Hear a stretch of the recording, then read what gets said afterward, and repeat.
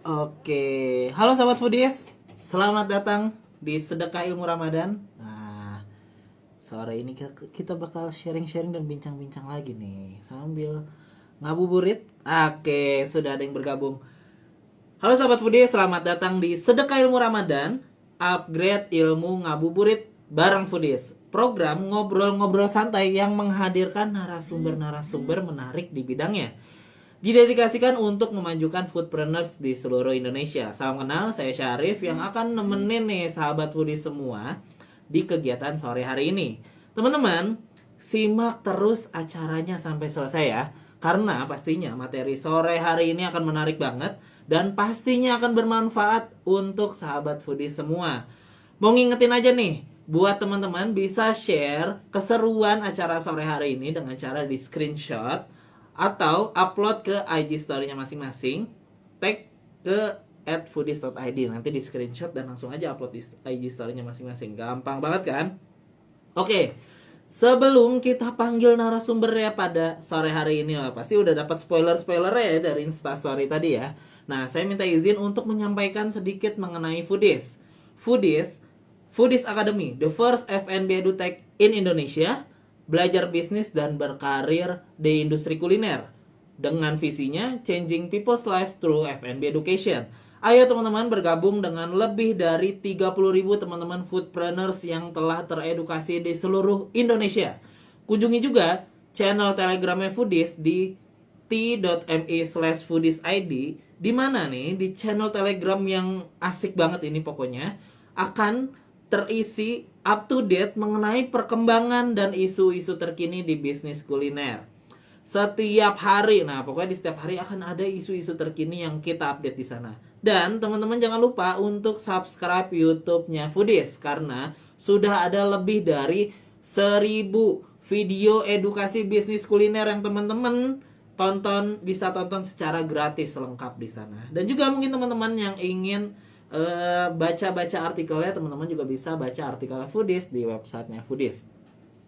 Oke, untuk sahabat foodies yang mau bertanya di kesempatan sore hari ini, boleh banget nanti tanya-tanya ya, karena narasumber kita pada sore hari ini seru banget. Caranya gimana teman-teman? Bisa langsung klik aja tombol yang ada tanda tanyanya di bawah, tombol Q&A-nya di bawah. Nanti teman-teman bisa klik langsung tanya aja di sana. Nanti kita akan jawab pertanyaannya. Kenapa saya minta pertanyaannya di situ? Karena nanti kolom komentarnya selama kita ngobrol-ngobrol kita matiin dulu sebentar.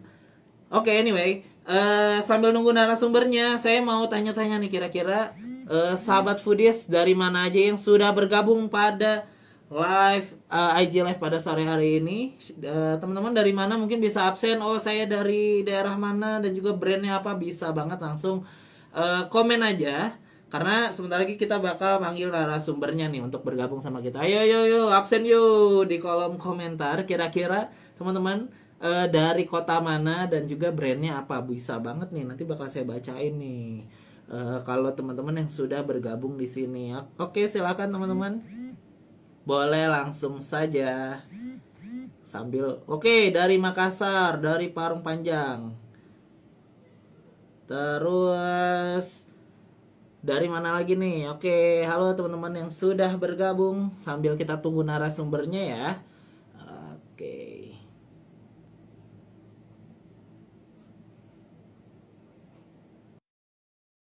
Sambil kita invite. Teman-teman dari mana saja yang sudah bergabung nih? Dari kota-kota saja dan brandnya apa?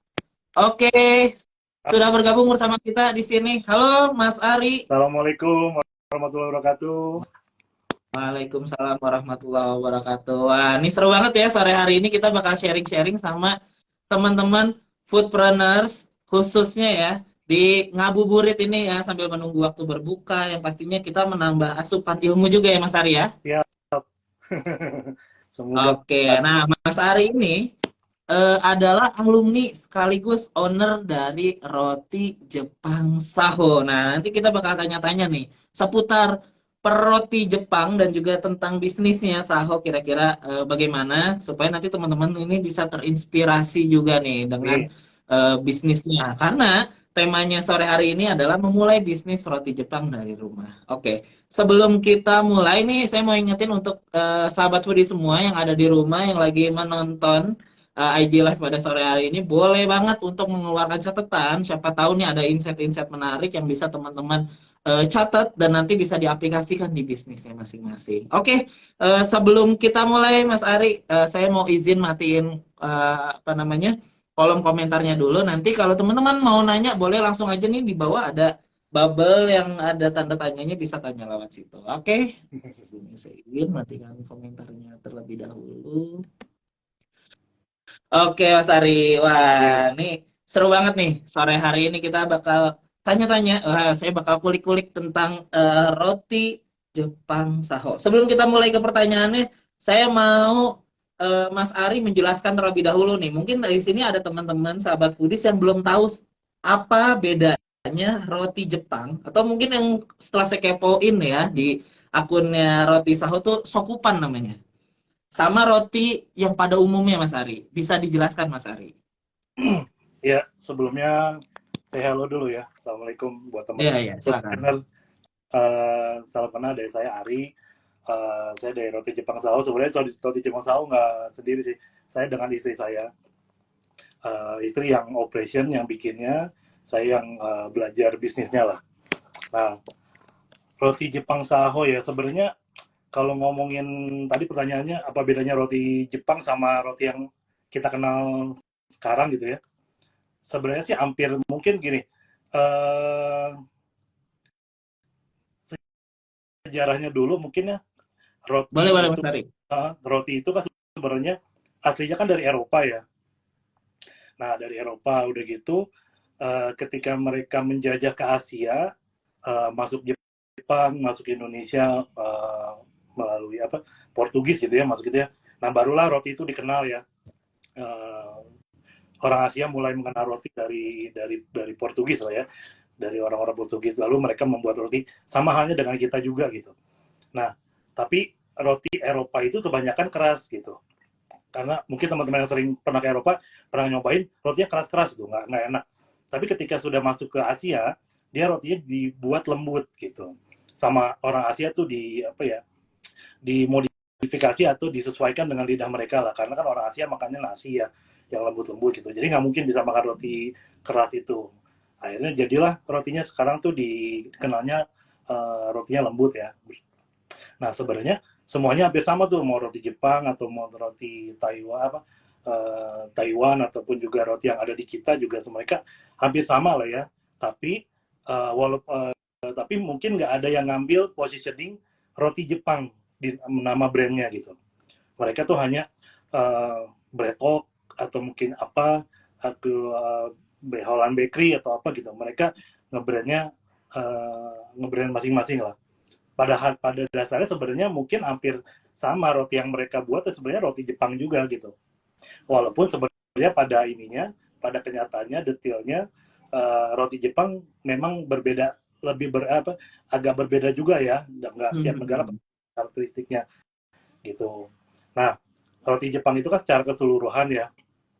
Salah satunya produknya adalah si Sokupan tadi yang Mas Arif sebutkan. Sokupan, lalu juga ada Anpan, lalu juga ada Karipan, lalu juga ada Sando, ada bla bla, banyak deh gitu. Nah, memang tidak terkenal familiar sama kita. Udah gitu makanya saya ketika melakukan brand roti Jepang pakai namanya roti Jepang Saho gitu. Jadi nggak spesifik satu model apa satu model ya satu jenis roti lah. Jadi bisa banyak produknya kayak gitu sih secara ini secara generalnya. Oke tuh sahabat foodies. Jadi bedanya ya bisa dibilang mungkin sama roti-roti yang pada umumnya yang didatangkan dari Eropa ya. Kalau misalnya tekstur roti Eropa ya terkenal sama keras ya. Apa istilahnya baguette, dan juga mungkin jenis roti-roti dari Prancis gitu yang memang teksturnya seperti itu ya. Tapi kalau si roti Jepang ini memang sudah berakulturasi dengan budaya Asia khususnya ya. Dimana secara tekstur itu lebih lembut, dan juga yang saya tahu ya, by research saya aja sih, biasanya roti Jepang itu terkenal dengan aroma susunya yang lebih dominan ya, Mas Ari ya? Ya butternya juga kuat juga, susunya juga kuat juga gitu. Udah gitu karena dia kan punya punya penghasil susu yang ini ya, Hokkaido, kota Hokkaido itu penghasil susu yang bagus banget. Jadi makanya ada ada apa, ada namanya Hokkaido Milk karena terkenal banget di sana gitu. Oke.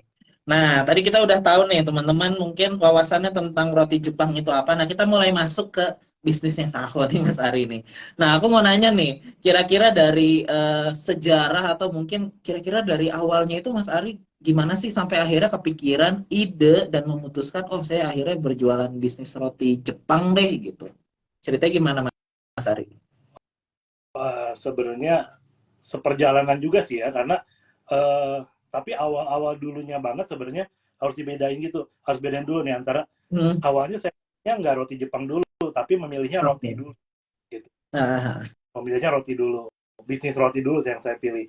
Nah, dikarenakan karena pengalaman keluarga atau sendiri sih, jadi setiap pagi itu saya selalu makan roti tawar gitu, sekeluarga selalu makan roti tawar tiap pagi. Saya mungkin dengan Nutella, anak-anak mungkin dengan selai atau meses gitu gitu kan ya, dan itu tuh pasti pasti itu karena simple, nggak ribet gitu, nggak, jadi kalau bikin nasi goreng dan lain-lain kan ribet tuh, jadi kalau roti tuh hmm, itu selalu itu. Jadi ketika suatu saat saya ke supermarket dan nggak nemu roti tawar karena habis, oh itu kecewa banget tuh, waduh gimana besok ya. oke. Nah sebenarnya dari pengalaman itu sih karena udah sangat ketergantungan sama roti tawar karena simple gitu ya, dan mengenyangkan gitu. Ketika malam pun anak-anak mau makan, ah udah ngambil roti tawar selesai gitu. Nah itu ngena banget buat saya. Jadi wah kayaknya ini nih, yang kayak saya nih kayaknya nggak sedikit, pasti banyak nih keluarga-keluarga lain nih. Soalnya dari seperti itu tuh, wah nih kayaknya kalau demand-nya tinggi nih. Ini masih ini ya, cocokologi ya, masih Hmm, udah, oke. ya udah akhirnya berniat lah, oh kayaknya kayak jualan apa kalau bisnis roti tawar kayaknya oke nih, langsung roti tawar dulu nih, belum bakery. Udah gitu lama-lama ikutan kelas, ikutan belajar sana sini, iseng-iseng nyari riset, nyari ya nyari inilah, nyari penelitian lah di Google gitu ya. Dapat tuh apa hasil jurnal ya kalau bahasanya ya. Hasil penelitian yang dilakukan sama eh, dosen ITB kalau nggak salah, tapi tahunnya udah lama ya, 2013 kalau nggak salah. Nah di situ menerangkan tentang tentang konsumsi roti atau bakery pada masyarakat Kota Bandung tahun 2013. Wah ini relate banget nih pertanyaan saya cari nih. Nah dari situ keluarlah jawaban-jawabannya dari hasil dosen ITB itu ya, meneliti ya. Ternyata di situ ada eh, roti yang paling banyak dikonsumsi adalah roti tawar. Peringkat pertama. Kedua, roti yang paling banyak dikonsumsi jenisnya adalah roti tawar. Kedua, di mana Anda mendapatkan roti tersebut, paling banyak jawabannya adalah jarak yang terdekat, which is adalah Indomaret, Alfamart, dekat dengan rumah. Terus ketiga, berapa spendingnya paling banyak adalah around 50.000 lah. Nah sebenarnya dari situ langsung saya langsung langsung ini langsung ini ya, langsung teriakan gitu. Uh, Ibaratnya udah ada orang yang uji, wah ini berarti roti tawar oke nih gitu kan, penggemarnya inilah pasarnya besar gitu. Langsung udah tervalidasi lah secara dari sudut pandang itu ya. Lalu saya nyari lagi riset tentang market share. Market share-nya ternyata memang roti tawar market share-nya naik, naik terus gitu dari tahun ke tahun, dan hampir sama dengan kopi ya, bisnis kopi gitu. Jadi marketnya naik terus. Jadi kata saya, wah ini oke juga nih kayaknya kalau untuk terjun ke dunia bisnis bakery gitu. Dari tiga unsur itu sih, akhirnya saya memutuskan untuk terjun di dunia bakery. Gitu Mas Arif. Oke. Itu sejarahnya ya, bagaimana Mas Ari melihat dari habit keluarganya dulu gitu ya. Terus ngelihat, oh kayaknya demand-nya cukup oke ya. Terus akhirnya divalidasi dengan data dari jurnal yang tadi dan akhirnya ya memutuskan untuk berbisnis bakery. Itu pertama bakery ya. Nah, Ya, ini gimana sejarahnya akhirnya? Udah kita lebih spesifik aja ke roti Jepang gimana Mas Ari? nah kalau roti Jepang, nah kan roti kan banyak kan seperti yang kita tahu ya. kalau kita asal milih roti aja ini nggak gampang nih gitu, saingannya udah banyak banget gitu, dari yang level A B C gitu itu udah banyak banget. Akhirnya sebenarnya agak bisa dibilang nah aku ngambil apa dapat insight dari Mas Gufron nih, Haus ya. Si Mas Gufron bilang kalau mau lihat tren, lihat aja di Cina gitu.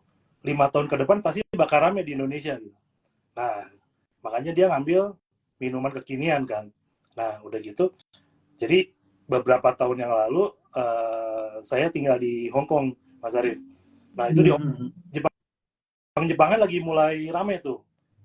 Malah Korea-Koreaan udah mulai nggak tahu, kalau di Hong Kong tuh nggak terlalu rame ya Korea-Korea kayak di Indonesia. Tapi Jepang tuh rame banget gitu. Dari ramen, dari apapun gitu, dari bakery. Dan suatu ketika saya secara nggak sengaja ngelihat ada tempat sekolah memasak dari Jepang, namanya ABC Cooking, saya sebutin aja ya. Jakarta juga ada soalnya. Oke. Akhirnya masuk ke situ, wah ini apa nih? Akhirnya, oh ini all about Japan katanya. Ada masak, ada bakery, ada minuman, ada bla bla bla. Wah gitu ya, wah ternyata memang lagi rame banget nih gitu ya. Akhirnya dari situ saya ngambil brosurnya, saya bawa ke rumah, saya kasih istri aja. Gimana kalau kita bukannya bakery Jepang aja langsung gitu? Karena udah ada tempatnya juga kan untuk belajar kan. Jadi kita punya senjata lah nih. Ya udah, akhirnya dari situ udah memutuskan, udah mantap. Istri saya belajar dengan sampai dari awal sampai tamat gitu. Ya udah, dengan bermodalkan itu kita memulai. Gitu sih Mas Arif. Wah, menarik banget ya. Berarti memang ngegali insight-nya itu sampai jauh ya. Wah, ini menarik banget nih. Jarang banget nih teman-teman foodpreneurs nih kalau nyari insight biasanya nggak jauh-jauh dari TikTok ya, Mas Ari ya. Wah, ini Mas Ari langsung dari Hong Kong untuk melihat tren ya. Enggak, Ini jadi salah satu insight juga nih buat teman-teman. karena Iya, kebetulan tiga. benar. Betul, betul, betul. Nah, Mas Ari, mungkin di Indonesia roti itu gak asing ya sebenarnya ya dengan apa namanya dimakan sehari-hari. Beberapa segmen market tertentu memang udah mengkonsumsi Ya. roti ya. Ini jadi tantangan atau jadi peluang nih buat roti Jepang Sahon nih waktu di awal kali merintis si produknya dan brandnya gitu, Mas Ari. Iya sih pastinya ya, karena kalau kita ngandelin kalau ngandelin brand baru, paling cuma sebulan 2 bulan ya, nggak akan lama. FOMO paling ya mungkin rame bentar aja. Harus punya ini ya, why yang kuat ya. Kalau saya dulu mikirnya gini, saya sambil belajar juga kan seperjalanan ya. Saya belajar dari Pak Budi Isman, ikutan kelasnya SBM ya, Smart Businessman. Itu tuh ada 12 step untuk memulai bisnis itu. Pertanyaan pertama itu adalah what the problem you trying to solve. Nah, dari pertanyaan itu tuh produk kita harus bisa menjawab tuh. Produk kita menjawab permasalahan apa gitu. Sebelum kita melangkah ke 2, 3 sampai ke 12. Dan itu tuh seperti rumus lah yang Pak Budi Isman buat ya. Nah, saya relatein tuh ke roti Jepang Saho ya. Nah, akhirnya karena kita udah mantep di roti Jepang, saya melihat problem di Indonesia adalah gini Mas, kebanyakan anak-anak sekolah di sini gitu ya, mereka tuh makanannya tuh banyak yang nggak bersih gitu, banyak yang nggak bergizi gitu. You name it lah, misalnya cireng, udah gitu apalagi bakso, udah gitu. Tanpa kan ya, Iya. udah gitu cilok, Oke. udah gitu apa lidian ya. Nah, Itu kan kalau sekolah kita kan kayak gitu ya. Makanya saya iya. berpikir gitu, wah ini kalau seandainya generasi mudanya makannya seperti ini, saya yakin deh ini makanan kalau dibawa ke lab, ke laboratorium untuk ngecek gizi gitu, ini pasti gizinya low banget ini gitu. Ini kalau seandainya anak-anak mudanya makan kayak gini, nanti besarnya gimana mau bersaing sama luar negeri gitu. Itu ininya ya. Memang agak terlalu lebay atau gimana ya enggak. Tapi saya benar-benar mikirnya gitu. Uh, Gimana kalau kita ciptain roti Jepang Sao nih yang bergizi tinggi gitu ya. Dan memang kita mengerucutnya untuk anak-anak gitu. Dan akhirnya ya udah, salah satunya adalah kita bukan nyiptain ya, kita ngeluarin sando. Jadi sando itu kan sebenarnya kan sandwich buah ya. Jadi saya pikirnya sandwich ini saya framing atau saya apalah ya untuk anak-anak breakfast gitu, untuk anak sarapan atau untuk jajanan anak-anak gitu, karena bergizi gitu. Jadi rotinya bergizi dari bahan-bahan yang bergizi dengan dan juga mengandung susu, butter dan lain-lain, dan juga ada buahnya bergizi juga gitu. Nah itu sih sebenarnya saya menciptakan itu untuk menjawab pertanyaan Pak Budi tadi yang what the problem you're trying to solve. Ya udah, saya untuk menjawab masalahnya anak-anak Indonesia makanya kayaknya agak kurang bergizi. Nih pakai produk gua aja, produk gua bergizi loh gitu. Wah, keren banget nih. Istilahnya fundamentalnya tuh Mas ya. Dengan fundamentalnya itu yang digali dan kuat, dan itu bisa kita push itu ke konsumen kita ya. Dan itu akan melekat di benaknya konsumen ya gitu ya Mas Ari ya. Ya, jadi memang saya ngejalanin sahurnya pelan-pelan banget sih, jujur aja. Karena saya sambil belajar, ikut sana, ikut sini, nanya sana, sini, supaya ngelangkahnya, jadi ya betul kata Mas Ari, fundamentalnya dikuatin dulu gitu. Nggak langsung bikin shop bakery, udah bikin semua menu, ya udah buka toko gimana, atau jualan gitu kan. Nggak gitu, jadi bener-bener pelan-pelan gitu. Gitu Mas Arif. Oke. Nah ini keren banget nih, jadi salah satu insight yang menarik untuk teman-teman semua, mungkin yang sahabat Foodies yang lagi nonton nih ya, yang lagi kira-kira ingin start bisnisnya bagaimana gitu. Nah ini salah satu insight yang menarik di mana Saho ini memperkuat dulu fundamentalnya ya, gak langsung yang istilahnya all out begitu aja, karena nanti peluang resiko kegagalannya lumayan tinggi ya Mas ya, kalau fundamentalnya itu kita nggak setting dengan kuat ya Mas ya. Mungkin kalau nanya ke saya agak belum pantas ya, karena saya baru mulai bisnis ya.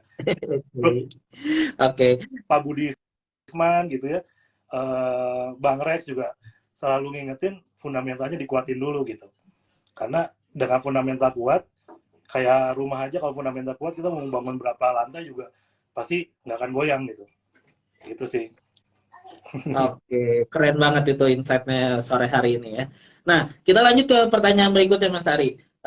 Dari sisi pemasaran ya, tadi kita Mas Ari udah ngegali tuh why-nya kenapa orang itu harus beli produk Saho. Salah satunya value-nya itu ya, karena emang ini disetting untuk anak-anak dan juga makanan yang bergizi untuk dikonsumsi sama anak-anak.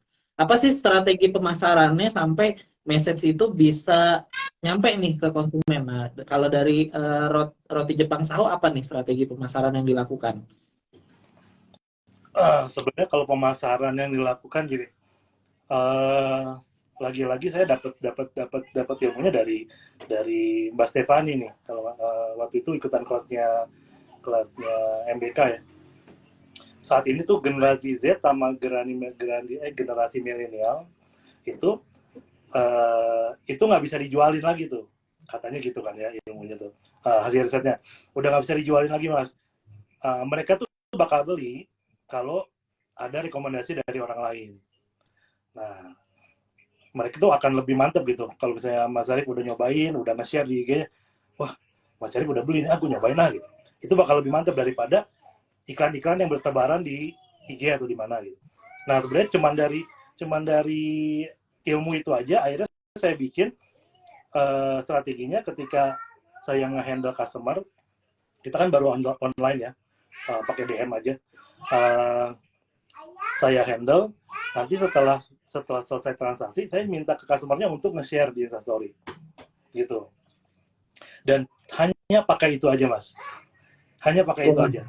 Tapi kita benar-benar dari awal sampai akhir memberikan customer service-nya yang baik ya gitu. Maksudnya nggak cuma pengen dapetin share-nya dia aja gitu, instastory-nya dia aja gitu. Tapi benar-benar benar-benar diajak teman kayak teman gitu.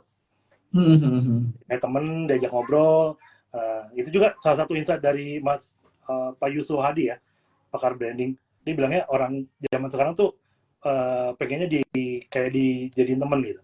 Jadi ketika ada yang customer datang, customer masuk gitu, kita ajakan ngobrol, jangan cuma sekedar mau beli apa Kak, nih harganya, udah gitu, oh ya, udah dikirim gitu. Jangan gitu maksudnya benar-benar diajak ngobrol, baik, sopan, nanti nanti kalau seandainya ini gini, kayak teman lah gitu lah. Nah, dia bakal nyaman. Setelah itu dia bakal mau dengan sukarela dia bakal nge-share gitu. Nah, sebenarnya hanya dengan seperti itu aja strateginya selama setahun ini ya. Dan alhamdulillah bener-bener works, Mas. Itu ngegulung semua tuh, ngegulung terus tuh. Karena temennya nge-share, yang lihat keluarga dan temennya nge-share lagi, keluarga temennya beli lagi, nge-share lagi, jadi ngegulung aja kayak bola salju gitu. Tapi memang itu sih gitu. Dan memang sengaja saya belum nggak mau pakai yang berbayar dulu ya. Jadi benar-benar pelan-pelan pakai pakai yang ini aja dulu deh, pakai yang gratis-gratisan dulu lah gitu. Karena pakai gratisnya juga udah oke kalau memang ilmunya benar sih gitu.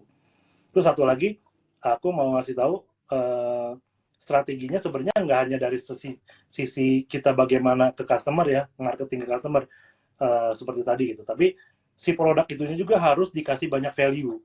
Itu salah satunya. Nah, itu yang aku pelajarin juga dari Pak Baskoro. Pak Baskoro tuh mitranya Pak Budisman. Jadi dia ngajarin value creation. Jadi gimana kita ngebentuk si produk ini banyak value-nya gitu. Karena kalau produk ini banyak value-nya, orang bakal ngerasa produk ini bakal murah gitu. Misalnya kita pasang harga, misalnya katakanlah satu roti itu 50.000 gitu. Di mana semua roti itu hanya 30.000 gitu. Kan ini kan pasti mahal banget kan kalau dari sisi harga gitu. Tapi kita ngasih banyak value, misalnya packagingnya bagus, udah gitu juga pelayanannya bagus, udah gitu juga misalnya apa, ada free ongkir misalnya, atau ada apa gitu, lebih ke produk lah gitu. Nah, nanti si customer bakal menilai gitu, wah ini walaupun 50.000 kalau gue banyak dapat benefit gini mah, ini mah murah ini mah gitu. Nah, jadi saya strateginya di situ tuh. Jadi walaupun Saho mungkin agak pricey gitu ya, tapi saya kasih banyak value. Jadi orang rasanya, wah ini sih murah walaupun premium tapi murah sih. Karena orang bakal ngebandingin daripada gue beli cuman yang 30 ribuan, tapi service-nya jelek, udah gitu juga nggak enak, dan juga bla bla bla gitu. Wah makin kerasa murahnya gitu, makin nggak worth it lagi berarti gitu. Kayak gitu Mas. Oke. Oh, menarik banget nih insight soal pemasarannya ya. Di mana mungkin di sini banyak teman-teman foodpreneurs yang ngerasa, wah saya mau marketing, strategi marketing tapi budgetnya terbatas. Nah ini justru kalau saya bilang strategi marketingnya Saho itu minim budget banget ya Mas ya? Secara budget cost marketing yang dikeluarkan Benar. gitu. Jadi maksudnya saya mau ngeluarin uang bukan untuk ngebakar uang ininya sistemnya, tapi untuk ngebangun produknya aja gitu. Daripada kita lempar-lempar ke Facebook Ads, IG Ads seperti itu ya, itu kan sesuatu yang nggak jelas gitu ya. Mendingan kita masukin ke produknya gitu. Katakanlah misalnya kita punya budget marketing, ya udah masukin aja buat free ongkir customer. Nah itu kan customer bahkan lebih lebih appreciate lah, lebih wah gila beneran sih free ongkir nih, wah keren banget gitu. Atau misalnya kita tambah ada packaging yang agak mahal atau agak bagus gitu. Kan itu kan uangnya larinya ke produk kita ya. Nah itu bakal lebih kerasa ke customernya gitu. Pas dipegang, wah gila packagingnya bagus banget ini. Harganya cuma segini, wah murah banget kalau gitu mah gitu. Kayak gitu Mas. Daripada kita lempar-lempar buang-buang uang ke mana gitu, nggak worth it sih menurut saya. Itu sih pendapat pribadi ya. Wah, ini tambahan insight menarik nih buat teman-teman foodpreneur semua yang di rumah nih ya, lagi apa namanya menyaksikan live ini dan merasa mentok nih kira-kira strategi marketingnya yang saya lakukan selama ini kayak mentok gitu. Nah, ini salah satunya menginvestasikan biaya marketing ke produk ya, Mas ya. Iya. Betul. Oke, nah ini menarik banget sebuah insight menarik yang teman-teman dapetin pada hari ini.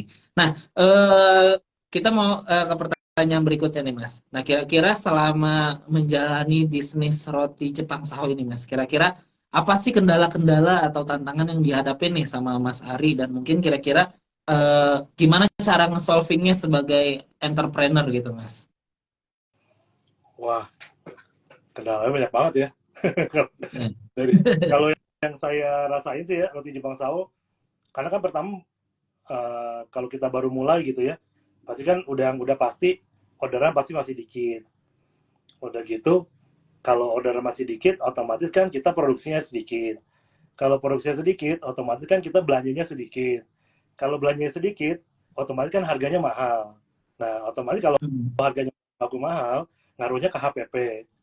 Jadi otomatis jadi nggak bisa murah nih, gitu. Kalau kendala Saho sih waktu dulu gitu. Jadi awalnya jujur aja Saho pengennya seperti Haus nih. Jadi kita tuh ngasih produk berkualitas tapi dengan harga yang murah gitu. Karena kan by riset hampir 70% masyarakat Indonesia udah di kelas C ya. Jadi di kelas C itu kan pasti kan menengah lah, menengah ke bawah lah. Nah, itu kan marketnya gede banget gitu. Coba tuh develop produk roti tapi harganya bisa di bawah kisaran 15 ribuan lah gitu. Tapi ternyata ya yang seperti cerita tadi ya, karena orderannya masih sedikit, ininya sedikit, bahan bakunya sedikit, belinya sedikit, ya harganya mahal gitu kan, nggak bisa murah, nggak bisa ditekan jadi bakunya. Nah otomatis jadinya seperjalannya kita mengganti haluan tuh mas. Jadi sekarang target marketnya udah nggak bisa ke C lagi karena harganya udah nggak nutup. Akhirnya kita beralih ke B atau ke A gitu. Akhirnya ya udah berubah haluan aja, kita sekarang ke targetnya di market di B jadinya gitu. Kalau kendalanya itu udah gitu, juga salah satu kendala yang lain adalah kita berhubungan dengan buah nih. Nah buah ini nih, wah ternyata kan kita nggak pengalaman ya, tahu-tahu nyemplung ke sini berhubungan dengan buah, wah ternyata buah tuh banyak ininya ya, circumstance-nya ya gitu, maksudnya ada musimnya, udah gitu juga waktunya juga paling cuma 3 hari kalau strawberry ya, udah gitu juga kadang ada kadang enggak gitu, udah wah ini banget lah, rumit banget lah. Jadi tapi sebenarnya kalau kita ngelihat dari perspektif lain gitu ya, dikarenakan buah itu nggak mudah untuk dihandle gitu ya, apalagi dijadiin bahan untuk berbisnis, nggak banyak yang mau melakukan mas gitu, nggak banyak yang mau melakukan. Jadi saya ingat banget tahun kemarin pas awal-awal kita buka Saho di bulan puasa yang tahun lalu, oh itu tuh banyak banget tuh yang main, yang jualan roti Jepang, jualan sando lah di Bandung tuh, mungkin ada 3 atau 4 brand lah. Kita kan ini ya memonitor. Tapi di tahun ini udah hampir bertumbangan tuh, udah nggak ada lagi kedengaran gitu. Paling cuma satu itu pun nggak terlalu inilah gitu. Jadi itu sih yang membuat kita, wah di satu sisi juga memang ada kekurangannya, tapi satu sisi lain kita persaingannya makin sedikit gitu, malah bisa jadi market leader ibaratnya gitu. Udah itu yang membuat kita tetap konsisten lah di sini gitu. Jadi ngelihatnya jangan dari sudut pandang yang negatifnya. Kadang-kadang kita kalau ngelihat dari perspektif lain pasti ada aja positifnya gitu. Gitu sih kendalanya. Wah, menarik banget nih. Wah. Teman-teman gitu ya. Jangan cuma ngelihat dari satu sisi doang kalau ngelihat sebuah masalah atau problem ya, tapi bisa lihat dari sisi lain. Salah satunya nih Roti Jepang Saho ngelihat, wah ternyata kendalanya itu di apa namanya, buahnya nih. Susah untuk apa namanya, karena waktu apa namanya, segernya pendek, gak bisa dijual panjang. Terus juga ya lumayan rumit lah treatmentnya ya. Sehingga akhirnya nggak banyak itu yang main di buah-buahan ini. Nah, Benar. tapi Roti Jepang Sawo ngelihat peluang itu ya, dimana karena kerumitan mengelola si buah-buah ini, akhirnya nggak banyak nih akhirnya yang terjun benar-benar bisa sustain di sana, karena mungkin ya problemnya di sana. Ya, Dan akhirnya Roti Jepang Saho bisa mendominasi pasar khususnya di kota Bandung ya Mas ya. insya Allah, amin. Amin. Oke, nah tadi Roti Jepang Saho itu udah jalan dari Ramadan tahun kemarin nih Mas. Ya, Apa mulai Februari. sebelumnya udah Februari tahun kemarin. Nah, udah mengalami 2 kali Ramadan nih Mas. Betul. Nah, kira-kira nih kalau perilaku konsumen di Ramadan kan agak cenderung berbeda ya sama mungkin dengan hari di luar Ramadan. Kira-kira momentum yang dimanfaatkan Saho di saat Ramadan itu seperti apa Mas? Wah kalau Ramadan sih kayaknya untuk F&B pasti ini ya rame ya, selalu rame ya. Saya juga baru ngerasain juga kemarin tuh pas lagi Ramadan tahun kemarin, rame banget ya. Khususnya yang pesan hampers ya, karena udah menjadi kayak apa ya, udah kayak bagian dari culture atau mungkin kebiasaan ya kita tuh ngirim-ngirim gitu ya. Nah buat sahur sendiri, wah jujur aja tahun kemarin tuh bener-bener kewalahan Mas. Jadi di minggu pertama puasa itu ngantri udah sampai lebaran. Oke. Pas minggu pertama puasa kita udah pasang iklan, maaf ya sahur tutup untuk puasa karena udah penuh kuotanya. Wah itu udah pada kecewa tuh yang pada nge-DM. Ya masa kan masih lama lebarannya. Iya habisnya udah antriannya udah banyak banget, kita udah nggak mampu nih gitu, gitu. Kayak gitu loh. Dan kita cuman bikin hampers aja Mas. Kita nggak bisa bikin strategi misalnya buy one get one atau misalnya apa-apa gitu yang ada bonus atau enggak. Kita normal aja, udah gitu kita hanya nyediain hampers yang kita desain sendiri ya, ininya Saho lah. Nah, dan di tahun ini pun alhamdulillah hampir sama. Jadi kita bikin lagi desain yang berbeda gitu ya, khasnya Saho. Lalu kita iklankan di IG gitu, desainnya seperti ini. Dan alhamdulillah udah rame juga nih ininya ya, orderannya, tapi memang belum sampai lebaran sih. Jadi masih ada kesempatan teman pengen order. Jadi kalau buat alhamdulillah banget Ramadan ini rame gitu ya. Tidak seperti hari-hari biasanya. Tapi ya kalau untuk nanya strategi, kita nggak melakukan strategi yang gimana banget, yang khusus banget buat Ramadan, enggak. Karena tidak melakukan itu pun kita sebenarnya udah kewalahan sih, jujur aja gitu. Gitu. Oke. Nah itu ya hampers salah satunya berarti kalau saya bilang strateginya adalah launch produk khusus untuk di Ramadan gitu ya atau untuk di Lebaran ya Mas ya? Ya, satu pertama itu, kedua value sih. Produknya harus kuat value-nya. Jadi si customer juga bakal rela lah untuk membeli gitu. Kalau boleh tahu Mas, bedanya produk ini sama reguler yang dijual di bulan Ramadan itu apa Mas?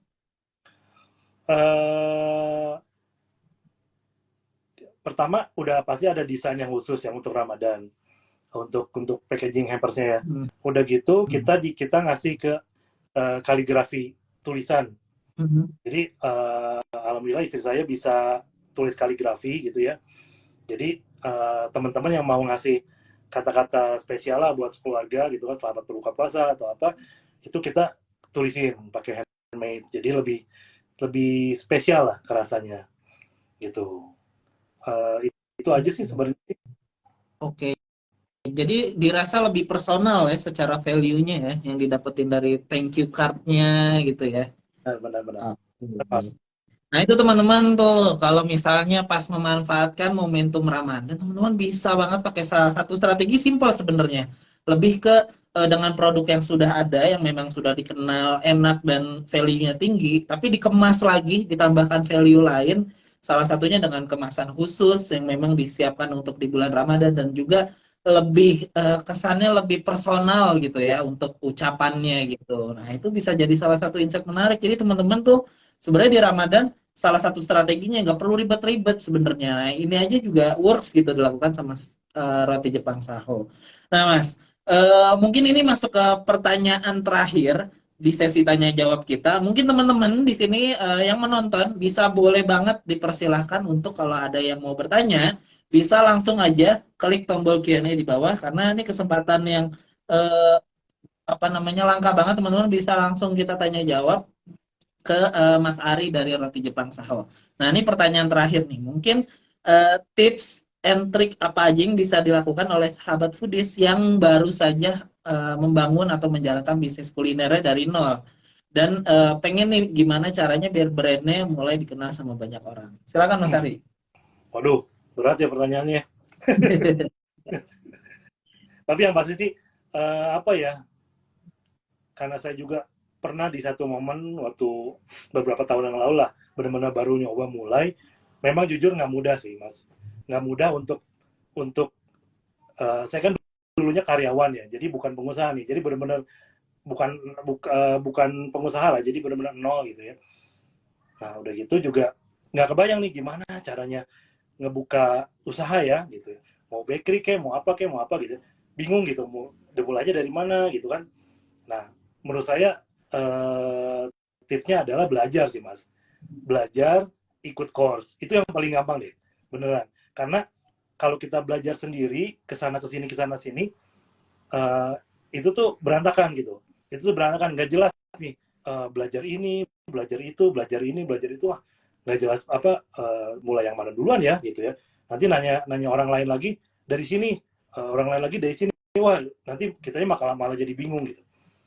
Dan kan karena kita banyak yang harus kita pelajari gitu, memilih kategorinya, udah gitu bisnisnya apa, konsep model bisnisnya mau kayak gimana, itu kan banyak banget itu. Jadi menurut saya sih yang paling gampang gitu ya, ikutan kelasnya MBK aja dari foodies itu udah rangkuman deh menurut saya. Di kelas MBK kan memulai belajar bisa dari nol, benar-benar nanti dikasih tentang strategi marketingnya, bisnisnya, udah gitu juga tentang finance-nya, dan juga tentang apa yang terakhir ya, operation-nya kalau nggak salah. Nah, itu menurut saya cukup banget lah buat teman-teman kalau memang punya sedikit uang gitu ya, ikutan deh. Jadi di situ tuh udah rangkuman deh, udah kesimpulan deh. Nanti di situ bisa tuh langsung memutuskan, oh kayaknya bisnis jualan nasi padang oke nih, lagi bagus nih bisnisnya nih gitu. Jadi kita nggak usah capek-capek dulu nih nyoba-nyoba gitu kan, berdarah-darah gitu, nggak usah gitu. Mereka mereka expertnya lah, udah ngasih hasil risetnya mereka lah gitu. Terus yang lain yang saya saranin sih yang ikutan belajar di Pak Budi Isman ya, Smart Business Map itu. Pak Budi Isman kan pengalaman di Coca-Cola udah puluhan tahun, udah gitu dia mendedikasikan untuk UMKM ya. Itu tuh keren banget. Jadi dia punya formula 12 step Smart Business Map gitu.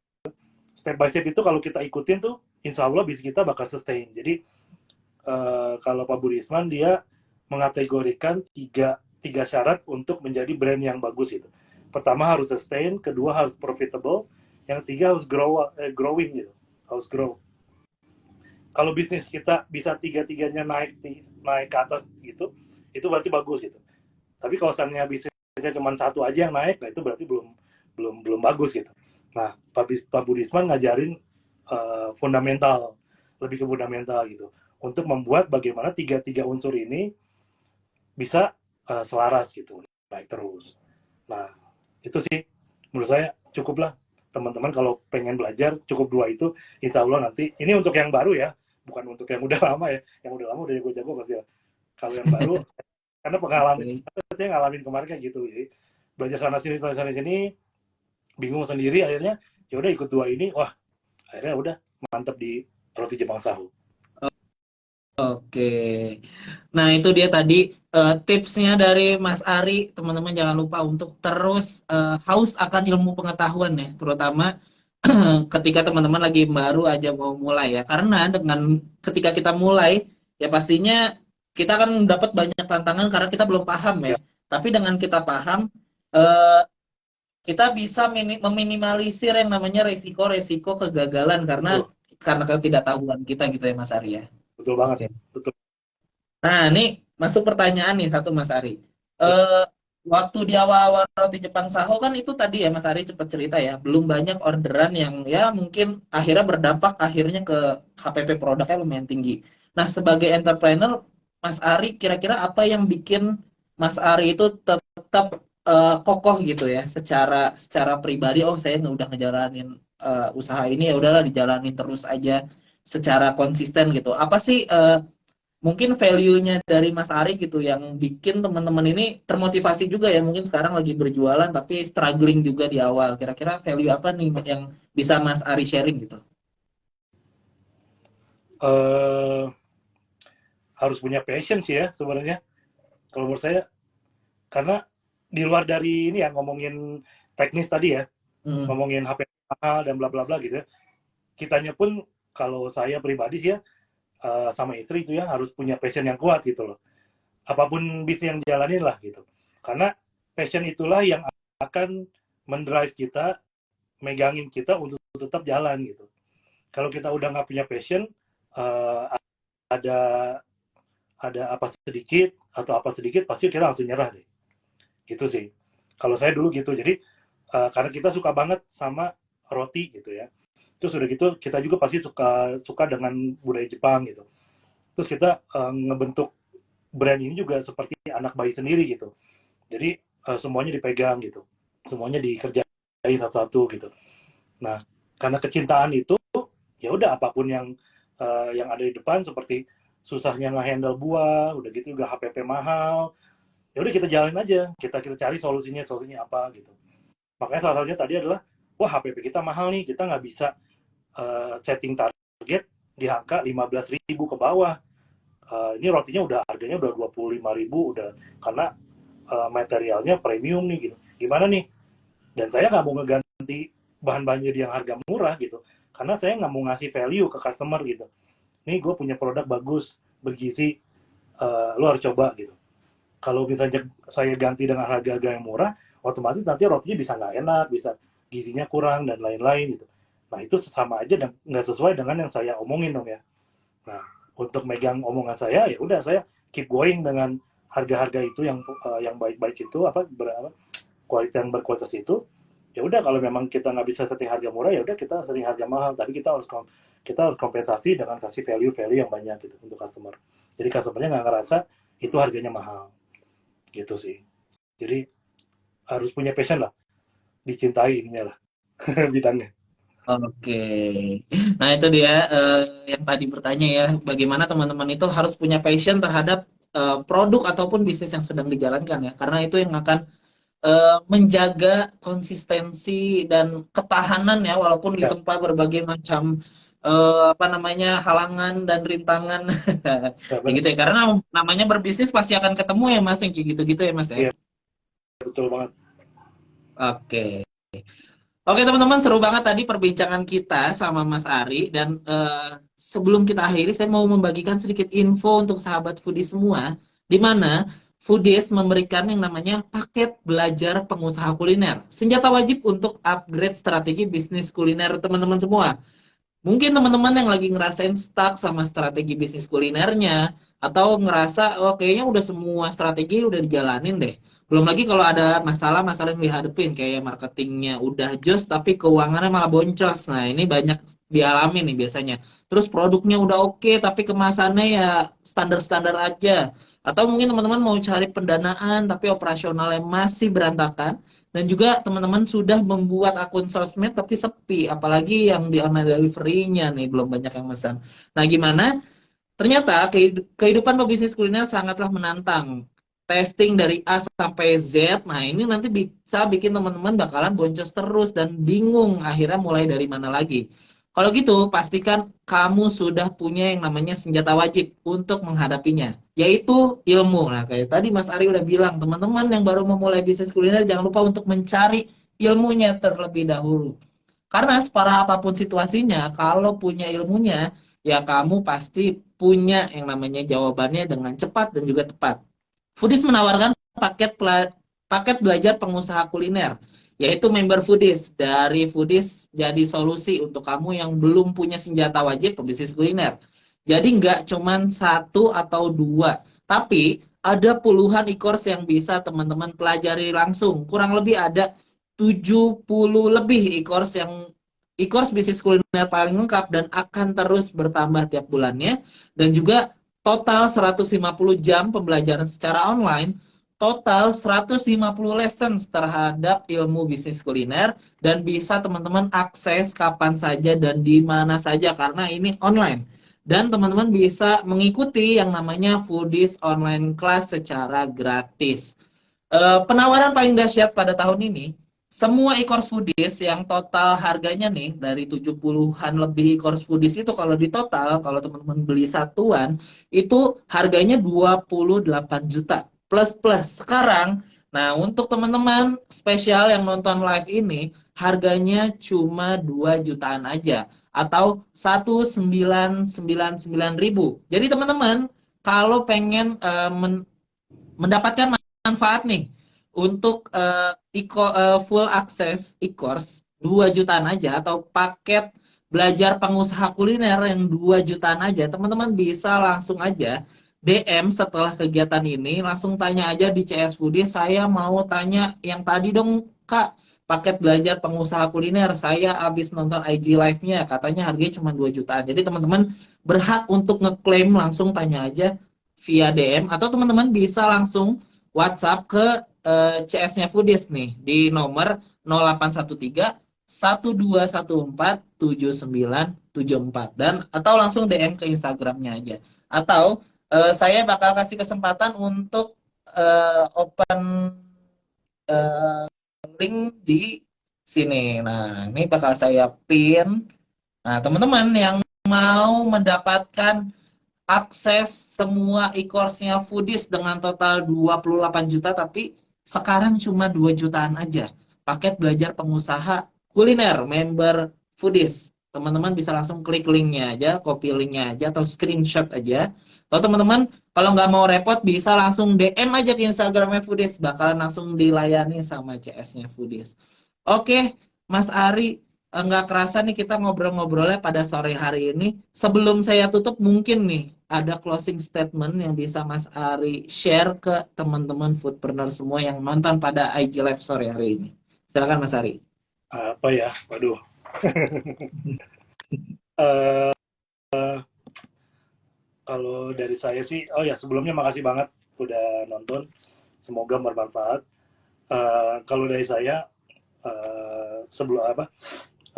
Saya ngomong gini, sharing gini sebenarnya bukan karena banyak ilmu atau sudah besar ya, udah pasti enggak lah. Tapi dengan yang sedikit ini saya ingin berbagi lah. Nah, mungkin buat teman-teman yang di luar sana yang yang masih ngerintis atau baru mau mulai ataupun udah jalan dan lain-lain, kalau mau apa ya sharing-sharing dengan saya gitu, oh dengan senang hati deh, di add aja, di DM aja, ngobrol-ngobrol atau main ke tempat Saho ya. Insya Allah nanti mungkin beberapa bulan lagi tokonya Saho bakal buka di Sari Jadi. Nanti main ke sana, kita ngobrol-ngobrol, kita sharing-sharing gitu. Udah gitu aja paling. Terima kasih banyak sebelumnya. Oke, makasih banyak Mas Ari dan juga makasih banyak untuk sahabat Foodies semua yang udah nonton pada sore hari ini dan semoga sharing-sharing ini bisa bermanfaat untuk kita semua dan juga untuk Mas Ari ini bisa jadi tambahan pahala dan keberkahannya juga di bulan Ramadan ini. Amin. Dan teman-teman, sebelum kita closing seperti biasa kita akan ada sesi foto terlebih dahulu. Nanti kita akan nge-freeze dulu sekitar 3 detik ya Mas Ari ya. Nanti habis itu nanti dibantu sama tim Foodies untuk di screenshot dan di foto. Oke Mas Ari, bisa kita gaya dulu selama 3 detik. 3, 2, 1.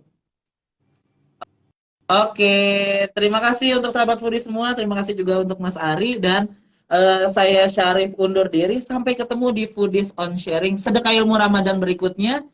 Dan maju terus pebisnis kuliner Indonesia. Wassalamualaikum warahmatullahi wabarakatuh. Waalaikumsalam warahmatullahi wabarakatuh. Makasih.